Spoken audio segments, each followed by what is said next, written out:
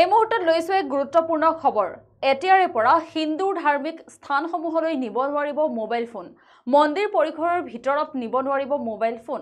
মন্দিৰ পৰিসৰৰ পৰা 200 মিটাৰলৈ নিষিদ্ধ মোবাইল ফোন।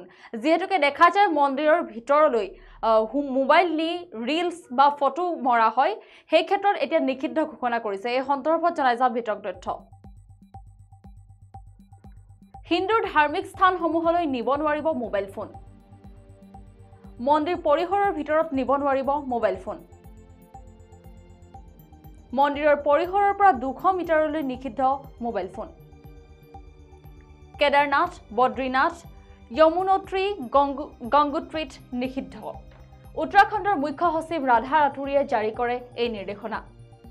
মোবাইলে ভক্তসকলৰ আস্থাক আঘাত কৰাৰ বাবেই এই সিদ্ধান্ত।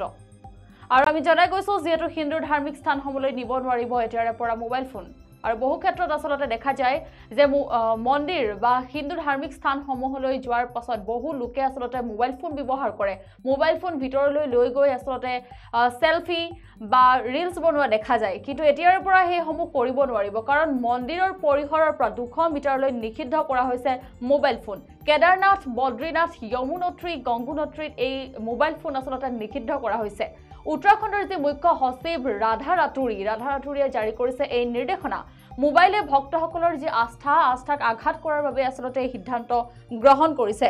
চৰমধাম যাত্ৰা দেৱভূমি উত্তৰাখণ্ডত উপস্থিত হৈছে আসলতে লাখ লাখ ভক্ত। কিন্তু প্ৰতিদিনে ভক্তৰ সংখ্যা বৃদ্ধি হোৱাৰ স্বত্তেও আসলতে ভক্তসকলৰ হাতত দেখা যায় মোবাইল ফোন। আৰু এই মোবাইল ফোন লৈ যোৱাৰ পাছত হিন্দু ধাৰ্মিক স্থানসমূহৰ ভিতৰত মন্দিৰসমূহৰ ভিতৰত আসলতে মোবাইলসমূহ লৈ যোৱাৰ পাছত ভক্তসকলে প্ৰাৰ্থনা বা সেৱা কৰাৰ সলনি দেখিবলৈ পোৱা যায় যে বিশেষকৈ সেলফি বা ৰিলস বনোৱা দেখা যায়। কিন্তু এই ক্ষেত্ৰত আসলতে ভক্তসকলৰ আস্থাক আঘাত কৰিছে বুলি জনাইছে। আৰু এই আঘাত কৰাৰ বাবে আসলতে এই সিদ্ধান্ত গ্ৰহণ কৰিছে যে কেদাৰনাথ, বদ্ৰীনাথ, যমুনোত্ৰী, গংগোত্ৰী নিষিদ্ধ কৰিছে মোবাইল ফোন। মন্দিৰ পৰিসৰৰ পৰা আসলতে 200 মিটাৰলৈকে নিষিদ্ধ কৰিছে এই মোবাইল ফোন। আৰু উত্তৰাখণ্ড চৰকাৰৰ নিৰ্দেশ অনুসৰি এতিয়া যিহেতু কেদাৰনাথ, বদ্ৰীনাথ, যমুনোত্ৰী আৰু গংগোত্ৰী ধামৰ পৰা 200 মিটাৰ ব্যাসাৰ্ধৰ ভিতৰত আসলতে মোবাইল ফোন ব্যৱহাৰ নিষেধাজ্ঞা আৰোপ কৰিছে। আৰু এই সন্দৰ্ভত নিৰ্দেশনা জাৰি কৰি মুখ্য সচিব ৰাধা ৰাতুৰীয়ে কয় যে নিয়ম মানি যদি মানি নচলে কঠোৰ ব্যৱস্থা গ্ৰহণ কৰা হ'ব। এতিয়া যিহেতুকে মন্দিৰ পৰিসৰৰ পৰা 200 মিটাৰলৈ নিষিদ্ধ কৰা হৈছে মোবাইল ফোন, যদিহে কোনো ভক্তই মোবাইল ফোন ব্যৱহাৰৰ ক্ষেত্ৰত এই নিষিদ্ধ যি নিয়ম আসলতে জাৰি কৰিছে, এই নিয়ম যদি মানি নচলে তেন্তে তেওঁৰ বাবে আসলতে কঠোৰ ব্যৱস্থা গ্ৰহণ কৰিব বুলি জনাইছে। আৰু যিহেতুকে দেখা যায় মন্দিৰসমূহৰ ভিতৰলৈ ভক্তসকলে মোবাইল ফোন নি সেৱা বা প্ৰাৰ্থনা কৰাৰ সলনি সেলফি বা ৰিলস বনোৱা দেখা যায় আজিৰ সময়ত।